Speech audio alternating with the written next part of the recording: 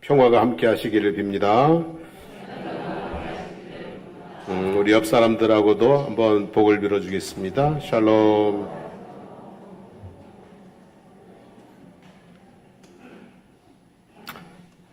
지난주에는 광고가 있어요?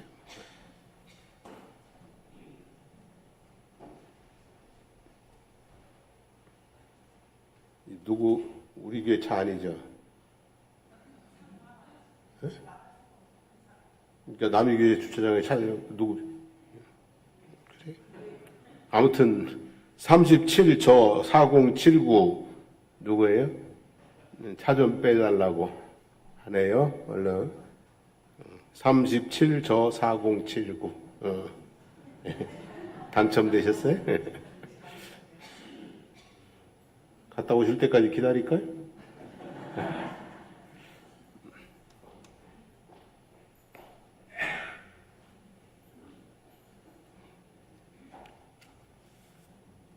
아니, 남의 주차장에다 차 대놓고 자기 나갈 테니까 차 빼달라고 그러는 거예요. 참나. 어떡하겠노, 교회가.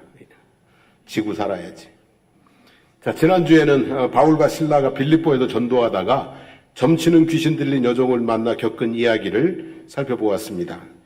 여종의 몸속에 있는 귀신을 쫓아내고 여종의 주인들에게 끌려가 심한 매를 맞고 깊은 옥에 갇혔습니다.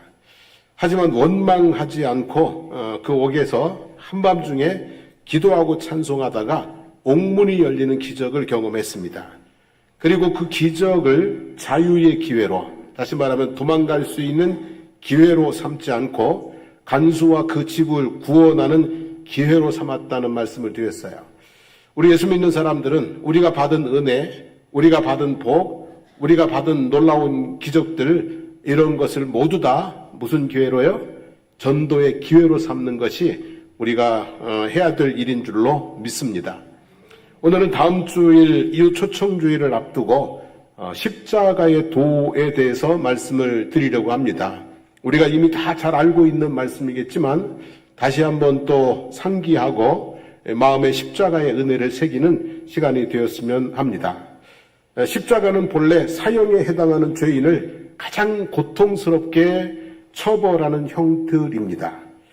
예수님의 십자가의 길은 예수님께서 빌라도 총독에게 사형 선고를 받고 십자가를 지고 이동한 경로를 말합니다. 이루 말할 수 없는 고통과 죽음의 길이었습니다.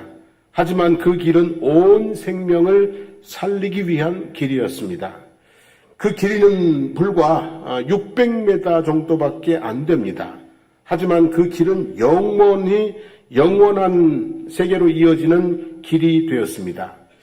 예수님의 십자가의 길은 모든 사람들이 믿고 따라야 할 십자가의 도가 되었습니다. 십자가의 도란 예수 그리스도를 믿는 것입니다. 십자가의 도란 무엇이라고요? 예수 그리스도를 믿는 것입니다.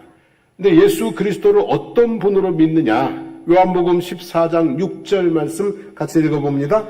내가 곧 길이요 진리요 생명이니 나로 말미암지 않고는 아버지께로 올 자가 없느니라. 여러분, 이 말씀처럼 예수님을 통하지 않고는 하나님 아버지께 갈 수 있는 길이 없다. 예수님이 유일하게 하나님 앞에 나가는 길이다, 진리다, 생명이다. 이것을 믿는 것이 무엇이라고요?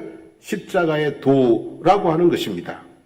그리고 오늘 본문 18절에 십자가의 도가 멸망하는 자들에게는 미련한 것이요 구원받는 우리에게는 하나님의 능력이 됨이니라 그랬어요. 멸망하는 자들에게는 예수 믿는 것이 미련해 보인다는 거예요. 하지만 믿는 우리들에게는 하나님의 뭐예요? 능력이 된다. 우리가 십자가의 도, 즉 예수 그리스도를 믿고 갈 때에 우리 가운데 하나님의 능력이 나타나게 되고 하나님의 지혜가 임하게 된다는 말씀이죠. 자, 그러면 예수 그리스도를 믿을 때 어떤 능력이 역사하는지를 생각해 볼 수 있겠죠. 첫째는요, 인생의 저주를 풀어주는 능력이 있어요. 인생의 무엇을요? 저주를 풀어주는 능력이 있어요. 창세기 3장에 보면 아담과 하와가 이 뱀의 유혹을 따라서 하나님이 금하신 선악을 알게 하는 나무의 실과를 먹었어요. 그리고 그 에덴 동산에서 쫓겨났는데 땅이 저주를 받았어요. 땅이 저주를 받았어요. 아담은 저주받은 땅에서 평생토록 수고하여야 그 소산을 먹을 수 있게 되었어요. 한마디로 말하면 먹고 사는 것이 너무너무 힘들게 되었다라고 하는 것이죠. 인생 가운데는 하나님의 은혜와 축복이 풍성하지만 사실은 저주도 고통도 만만치 않게 있는 것이 현실입니다. 그 과정에서 사람은 고통을 겪을 수밖에 없습니다. 염려와 근심과 걱정과 슬픔이 있습니다. 심한 경우에는 괴로움 속에 질병에 빠지기도 합니다. 예수님께서는 힘겹게 십자가를 지고 골고다 언덕을 오르셨습니다. 그리고 십자가에 달려 죽으셨습니다. 신명기 21장 23절에 보면 나무에 달린 자는 하나님께 저주를 받았음이라고 했습니다. 예수님께서 십자가에 달린 것은 저주를 받은 것이다 라는 말씀입니다. 예수님께서 십자가에 나무에 달리신 것은 하나님께로 저주를 받은 것이다 라는 말씀이죠. 그런데 갈라디아서 3장 13절에는 그리스도께서 우리를 위하여 저주를 받은 바 되사 율법의 저주에서 우리를 속량하셨다고 기록하고 있습니다. 그러니까 우리 인생의 저주를 예수님께서 뭐 하셨다는 거예요? 대신 받으셨다라고 하는 거죠. 따라서 우리의 인생의 저주가 십자가에서 풀렸다는 얘기입니다. 우리가 아담 이후로부터 저주받은 인생이었는데 예수님께서 그 저주를 대신 다 지셨다는 말씀이에요. 그래서 십자가에서 우리의 뭐가 풀렸다? 저주가 풀렸다라는 말씀이죠. 이사야서 53장 4절 5절 같이 읽어봅니다. 그는 실로 우리의 질고를 지고 우리의 슬픔을 당하였다. 그가 채찍에 맞음으로 우리는 나음을 받았도다. 그죠? 이사야 선지자가 예수님께서 당하실 십자가의 길의 의미를 예언한 것입니다. 그 예언의 말씀대로 예수님은 십자가를 지심으로 우리의 인생의 질고를 지고 슬픔을 당하셨습니다. 그러므로 우리는 항상 기뻐하고 범사에 감사할 수 있습니다. 우리의 괴로운 질병을 치유하기 위하여 채찍에 맞으셨습니다. 그러므로 우리는 예수의 이름으로 몸과 영혼이 질병에서 고통에서 벗어날 수 있는 줄로 믿습니다. 여러분, 누가 나와 함께 울어준다고 문제가 해결되는 것은 아니에요. 하지만 슬픔이 어떻게 돼요? 위로는 받을 수가 있습니다. 누가 나와 함께 같이 매를 맞아준다고 해서 아프지 않는 것은 아니에요. 아픕니다. 그러나 아무 이유 없이 같이 매를 맞아주는 그 사람 때문에 고마운 마음에 감동이 있을 수는 있는 것이죠.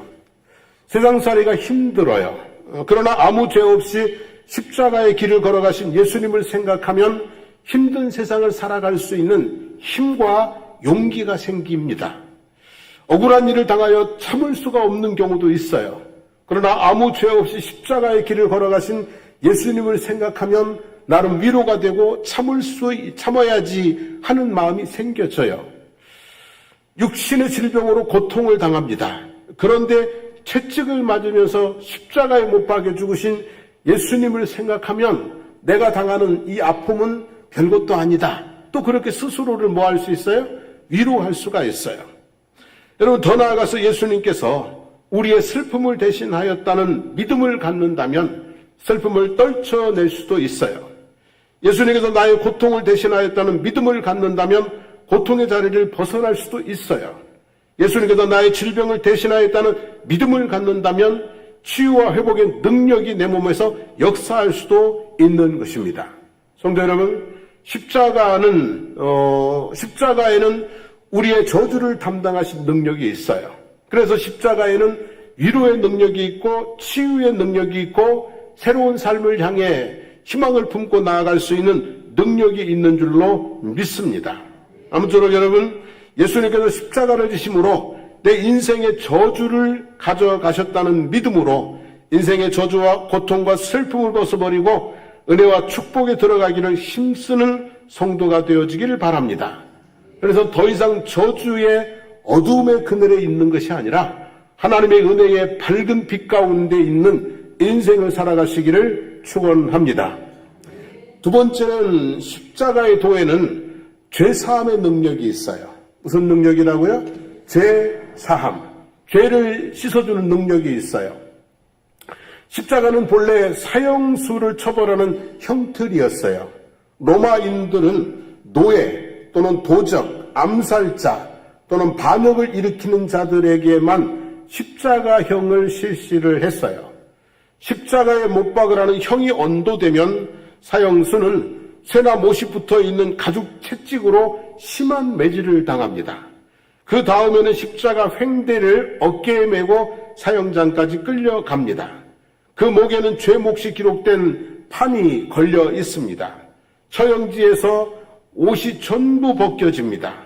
그리고 십자가에 못 박힌 채 매달려 물과 피를 다 쏟고 죽음의 고통 가운데 고통을 가장 길게 느끼면서 죽게 됩니다.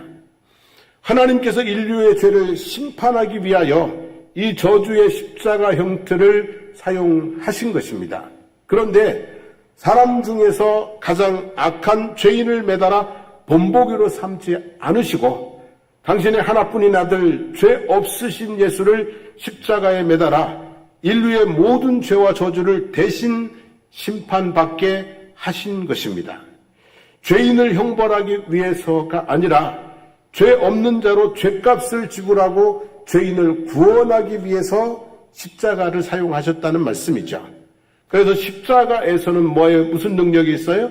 죄 사함의 능력이 흘러 넘치게 되는 것이죠. 히브리서 4장 15절 말씀 같이 읽어보겠습니다. 우리에게 있는 대제사장은 우리 연약함을 체휼하지 아니하는 자가 아니요 모든 일에 우리와 한결같이 시험을 받은 자로 돼 죄는 없으시니라. 자, 예수님이 뭐가 없으신 분이라고요? 죄가 없으신 분이라는 거예요. 그리고 누가복음 23장 13절로 15절에 보면 빌라도 총독의 판결이 기록되어 있는데요. 이렇게 기록되어 있습니다. 너희가 이 사람을 백성을 미혹하는 자라 하여 내게 끌어왔도다. 보라 내가 너희 앞에서 사실하였으되 너희의 고소하는 일에 대하여 이 사람에게서 무엇을요? 죄를 찾지 못하였고 헤롯이 또한 그렇게 하여 저를 우리에게 도로 보내었도다. 보라 저의 행한 것에 죽을 만한 것이 없느니라 그랬어요.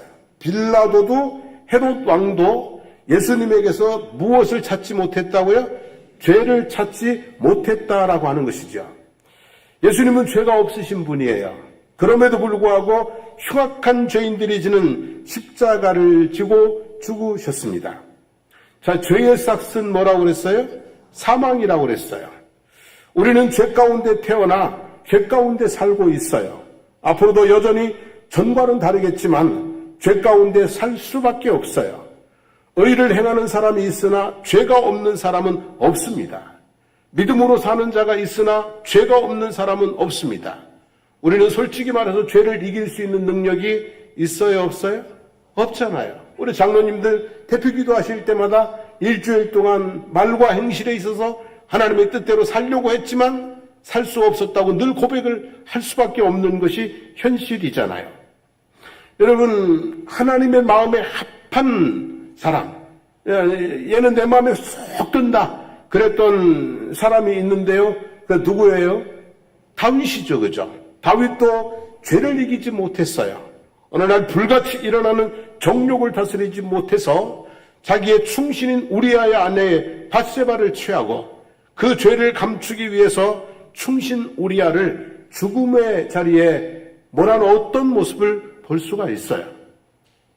사도 바울은 이런 고백을 했어요. 갈라디아서 2장 20절인데 내가 그리스도와 함께 십자가에 못 박혔나니 그런즉 이제는 내가 산 것이 아니요 오직 내 안에 그리스도께서 사신 것이라고 그랬어요.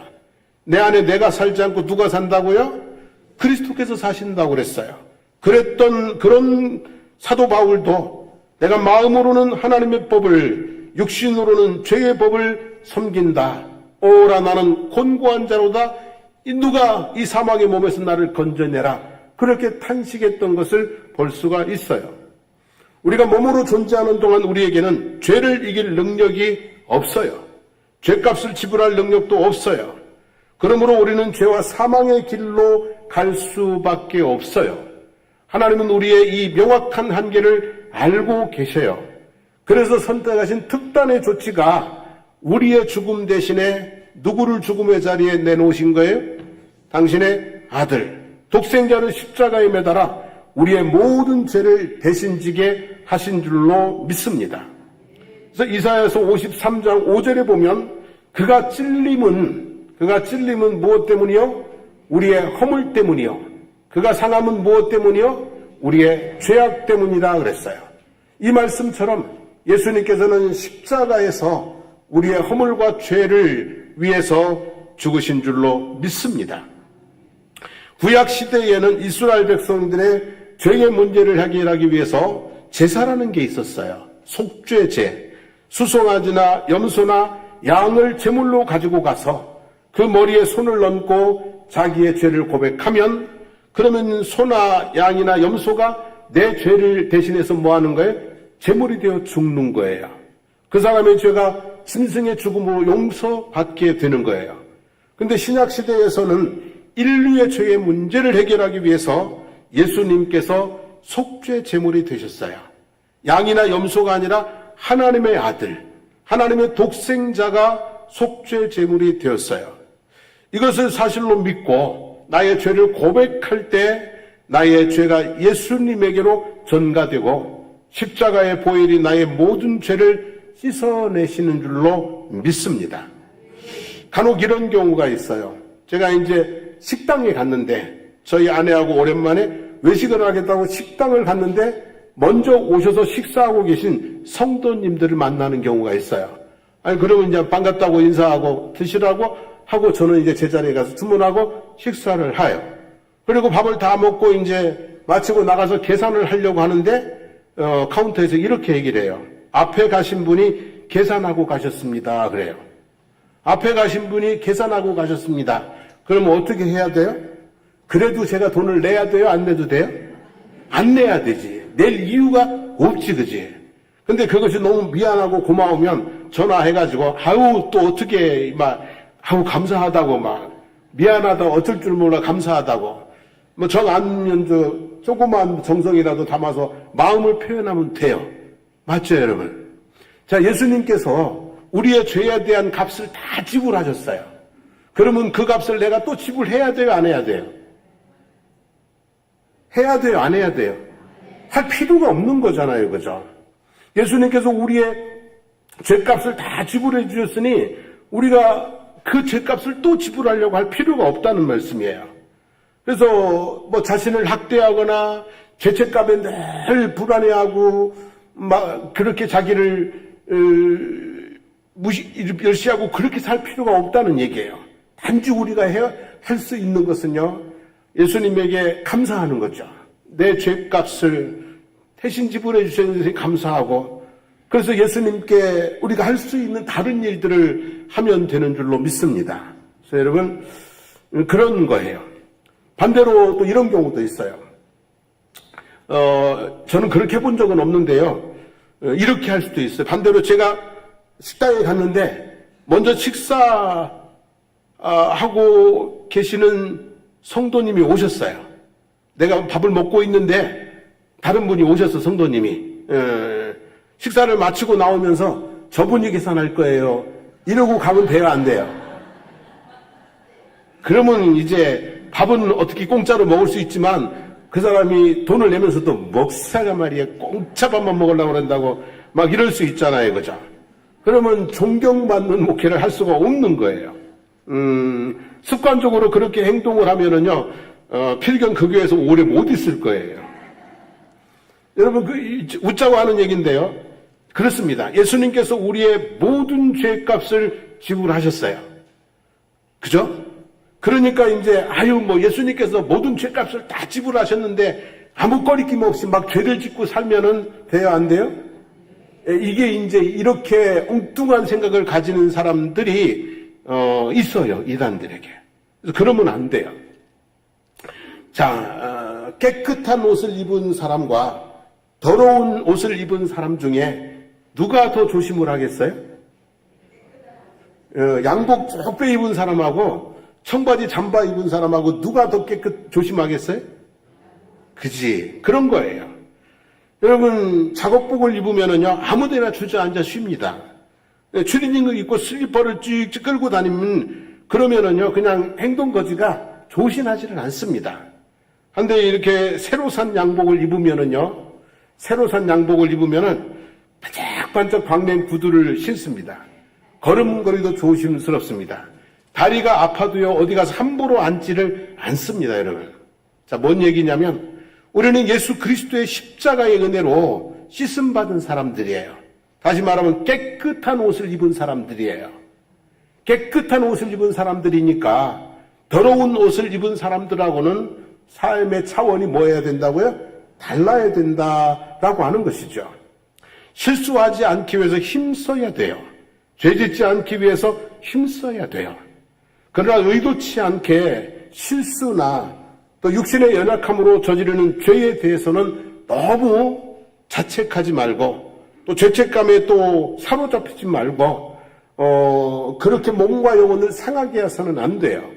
그런 경우에는 또다시 뭐예요? 십자가의 보혈의 은혜를 믿고 회개하고 다시 시작하고 그저 죄짓지 않기 위해서 애를 써요. 근데 실수로 허물이 나타나고 그러면 또 회개하고 또 죄짓지 않기를 노력하고 그것이 무엇이냐면 성화의 과정이에요. 그러면서 우리가 점점 더 어떻게 해요? He's changing me. 매일매일 조금씩 더 어떻게 돼요? 거룩한 하나님의 백성으로 성장하게 되는 줄로 믿습니다. 그래서 십자가에는 죄사함의 능력이 있다. 그래서 이미 우리가 지은 죄에 대해서는 죄책감을 털어버리고 그리고 거룩한 삶을 위해 노력하다가 또 허물이 드러나고 또 실수를 하게 되면 다시 뭐하고요? 회개하고 또 하나님 앞에 새로운 삶을 도전하고 이렇게 성화의 과정을 걸어가는 우리가 되기를 주님의 이름으로 축복합니다. 자, 십자가의 능력 세 번째는 뭐냐면 화평의 능력이에요. 화목의 능력이라고 합니다. 죄는 원수 되게 하는 능력이 있어요. 죄는 사랑하는 부부 사이를 원수가 되게 합니다. 죄는 부모와 자녀 사이도 원수가 되게 합니다. 심지어 죄는요, 사람과 하나님과 사람 사이도 원수가 되게 합니다. 죄는 뭐하게 능력이 있어요? 원수 되게 하는 능력이 있어요. 죄는 하나님을 심판하는 분으로 인간을 두려움에 떠는 존재로 만들어 버렸습니다. 근데요, 희생은 친구 되게 하는, 화목하게 하는 능력이 있습니다. 이런 예가 있어요. 싸움만 하는 부부가 있었습니다. 이렇게 매일 싸우고 사는 것보다 헤어져서 각자의 인생을 사는 것이 더 낫겠다라는 결론을 내렸습니다. 그런데 문제는 이 부부 사이에 6살 된 딸아이가 있었습니다. 재판장이 딸아이는 어떻게 할 거냐고 물었어요. 그러자 남자는 내 자식이니 내가 데리고 가야지요 하였고 여자는 내가 낳아서 길렀으니 내가 키워야지요 했어요. 판사가 아이에게 아빠와 살고 싶으면 아빠에게 가야 하고 엄마와 살고 싶으면 엄마에게 가야 한다. 이제부터 엄마 아빠는 헤어져서 살게 되었단다 하고 말했어요. 그러자 판사의 말을 들은 아이가 이렇게 말했어요. 아빠도 내 아빠요, 엄마도 내 엄마니 나는 아무도 못 놓겠어요 라고 말하고 그 자리에서 처량하게 막 울기 시작을 했어요. 그래서 이제 모습을 보면서 화가 났던 남자도 눈물을 흘리면서 여보, 아이 때문에 안 되겠다. 그냥 같이 삽시다. 그랬어요. 그 말에 여자의 얼어붙은 마음도 녹아지면서 그렇게 합시다. 그랬어요. 그래서 이혼을 하지 않고 그럭저럭 살게 되었다고 그래요. 이 6살짜리 아이에게 뭐의 능력이 있는 거예요? 화목의 능력이 있는 거예요. 이 6살짜리 아이에게 정말 못 살겠다고 헤어지겠다고 했던 이 부부가 다시 살게 하는 화목의 능력이 있다는 거예요. 6살짜리 아이에게. 여러분, 십자가에 달려 죽으신 하나님의 독생자에게 무슨 능력이 있어요? 화목의 능력이 있는 거예요. 이 아이 때문에 그냥 삽시다 그랬던 것처럼 우리는 예수님 때문에 내가 너를 용서한다. 예수님 때문에 내가 너를 용납한다. 예수님 때문에 내가 당신을 미워하지 않는다. 그 뭐가 있어야 된다는 얘기예요? 화목의 능력이 있어야 된다는 얘기예요. 우리가 예수님을 모시고 사는데 예수님이 십자가를 보고 있으면서도 나는 너를 용서 못해. 나는 죽어도 너하고 말 안 해. 나는 당신하고는 같은 자리에 있어도 친구로는 안 있을 거야. 이것은 예수님의 십자가의 능력에 합당한 모습이 아니라는 얘기죠, 여러분. 여러분, 골로새서 1장 20절 말씀 한번 같이 읽겠습니다. 그의 십자가의 피로 화평을 이루사 만물 곧 땅에 있는 것들이나 하늘에 있는 것들이 그로 말미암아 자기와 화목하게 되기를 기뻐하심이라 그랬어요. 여러분, 십자가의 피로 무엇을 이루었다고요? 화목을 이루었다는 얘기예요. 그래서 우리가 십자가의 능력은요, 화목의 능력이 있어요. 하나님과 원수된 것을 해결하시고, 그리고 이웃들과 원수되게 한 것도 해결하신 줄로 믿습니다. 한번 이렇게 생각해 보세요. 두 아이가 싸웠어요. 선생님이 싸우면 안 된다고 타이르고 화해하라고 그래요. 자, 손 내밀어. 악수하고 화해해. 근데 한 아이는 손을 내밀고, 한 아이는 손을 내밀지 않아요. 그러면 누가 문제예요? 손을 내밀지 않은 아이는 자기 감정 때문에 또 뭐 하는 거예요? 선생님 앞에 다른 잘못을 범하고 있는 것 아니겠어요, 여러분? 마찬가지예요. 십자가 앞에 있는 우리들에게는 손을 내밀어야 될 의무가 있어요. 사랑해야 될 의무가 있어요. 근데 손을 내밀지 않으면 또다시 뭐 하는 거예요? 십자가의 은혜를 저버리는 모습이 될 수 있는 것이죠. 여러분, 십자가는 화해의 자리입니다. 그러므로 그 앞에서 미움도 두려움도 없어요. 사랑과 자비와 용서만 있어요. 더 이상 하나님을 두려워할 필요가 없고요. 사랑하고 의지하시면 돼요. 그리고 더 이상 형제를 미워하거나 또는 두려워할 필요도 없고요. 사랑하고 용서하시기를 바랍니다. 십자가 앞에서 화목의 은혜를 누리고 살아가는 우리의 모습이 되기를 축복합니다. 자, 십자가는 능력이 있다고 그랬어요. 그죠? 저주를 풀어주는 능력이 있고, 죄사함의 능력이 있고, 화목하게 하는 능력이 있다고 그랬어요. 우리는 이것을 알아요, 몰라요? 우리는 알아요. 근데 세상에 있는 사람들은 이 귀한 능력을 몰라요. 그래서 우리 세상에 있는 사람들에게 우리는 무엇을 전하냐면 십자가의 도를 전하는 거예요. 근데 십자가의 도를 전하는 것이 참 성경의 오늘 본문에 보면 전도에 미련한 거라고 그래요. 전도에 미련한 것. 전한다고 받아들이지도 않고 고집을 부리고 그럼에도 우리는 또 뭐 해야 되는 거예요? 해야 되고. 전도에 미련한 방법이 하나님께서 택하신 방법이신데요. 여러분, 미련한 방법이지만 하나님이 택하신 방법입니다. 우리가 하나님의 십자가의 능력을 늘 경험하며 살기를 바라고요. 또 그것을 늘 전하며 살아가는 우리의 모습이 되어지기를 간절히 소망합니다. 이 시간 한번 조용히 눈을 감고 조용히 눈을 감아 보시고요. 마음속으로 그림을 그려 보십시다. 갈보리 언덕에 세워진 세 개의 십자가가 있습니다. 가운데 세워진 예수님의 십자가에 집중해 보십시다. 우리의 인생의 저주, 질고와 슬픔을 지고 달려 계신 예수님을 한번 보십시다. 우리의 죄를 대신하여 피 흘리시는 모습도 봅시다.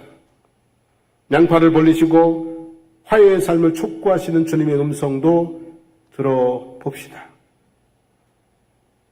그리고 이 십자가의 도를 땅끝까지 전하라고 하시는 주님의 명령도 한번 마음속에 새겨보시면 좋겠습니다.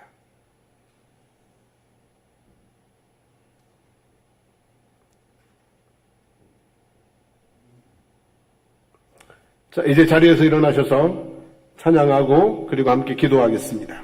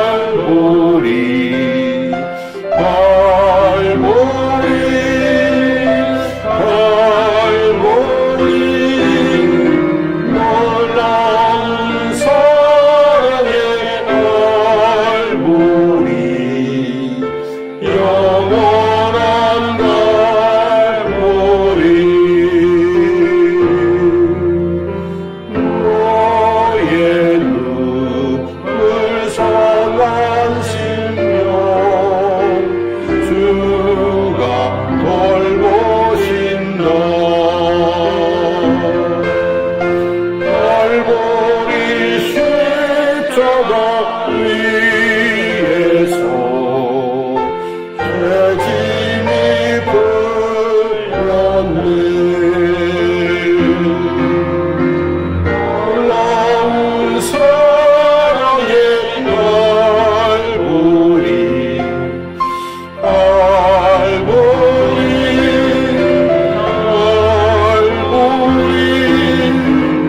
놀라운 사랑의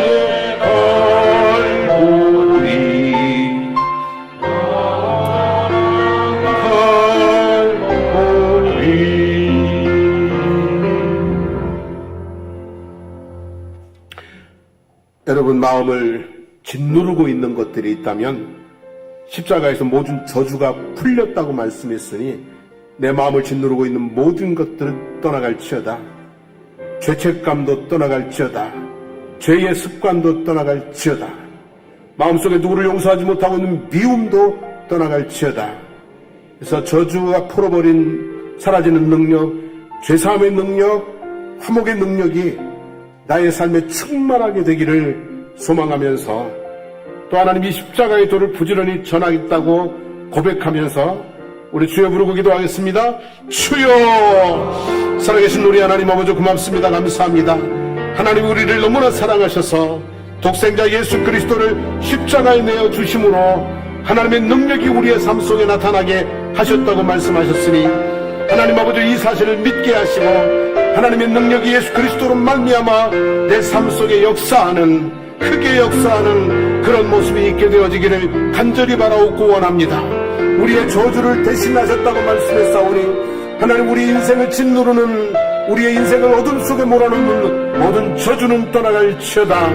하나님 아버지 모든 슬픔과 고통과 그리고 아버지 눌림과 하나님 질병과 하나님 아버지 우울함과 모든 어둠의 세력들, 저주의 세력들은 떠나가게 하여 주시옵소서.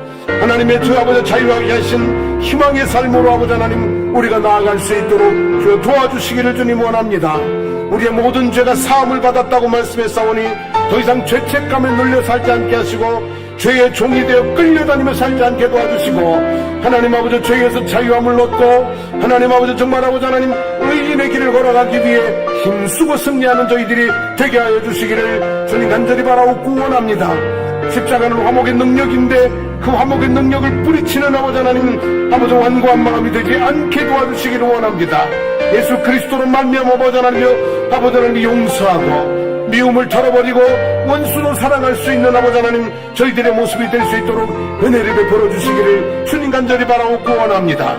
그리고 이제 아버지 우리가 십자가의 도를 전함으로 말미암아 내 사랑하는 이들, 내 아버지 하나님의 소중한 이들이 하나님의 능력을 경험하고 사는 자리에 들어올 수 있는 그런 아버지 복음의 통로 역할을 우리가 감당할 수 있도록 주여 도와주시기를 주님 간절히 간구드리옵나이다. 하나님 아버지, 오늘 말씀 마음속에 새깁니다.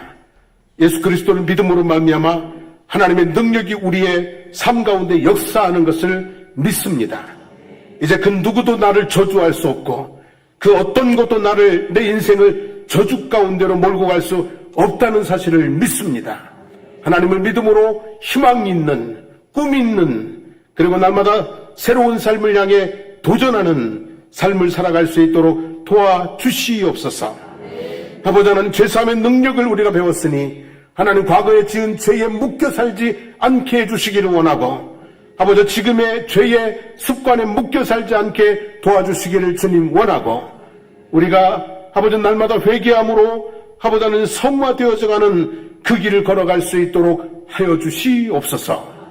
화목의 능력이 십자가에 있다고 했으니 하나님 아버지 화목의 능력을 우리가 인정하게 하시고 그래서 미움을 버리고 하나님 용서를 선택하게 도와주시고 아버지 원수까지도 하나님 사랑할 수 있는 주의 말씀에 온전히 순종하는 저희들이 될 수 있도록 도와주시옵소서. 하나님 아버지 전도에 미련한 방법을 주님은 선택하셨다고 했습니다. 하나님 부족한 우리들이 가야만 하나님의 나라가 확장되어지고 한 영혼 한 영혼이 구원의 자리에 들어오게 되는 그 전도의 미련한 방법을 주님은 선택하셨다고 했습니다.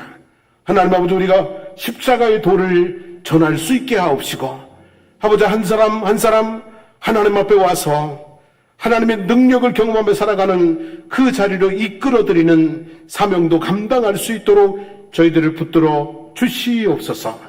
우리가 나아갈 때 주님 함께 하시고, 우리가 만나는 사람들의 마음을 만져주셔서 하나님 앞에 오게 하시고 믿게 하시고 구원받게 되는 역사가 있게 되기를 간절히 소망합니다. 이제는 우리 주 예수 그리스도의 하나님의 은혜와 하나님 우리 아버지의 영원 무하신 사랑하심과 성령님의 감화감동 충만 교통케 하시는 역사가 예수 그리스도로 말미암는 하나님의 능력을 충분히 경험하며 살아가기를 소망하는, 그리고 전도의 미련한 방법을 하나님 아버지 받아들이고 전도하는 사명을 감당하기로 다짐하는 성도의 머리 위에와 그리고 삶의 모든 여정들과 하는 일들 가운데 우리 사랑하는 장승포 교회와 거제 지역과 나라와 민족 가운데 이제부터 영원토록 함께 하시기를 간절히 축원하옵나이다. 아멘.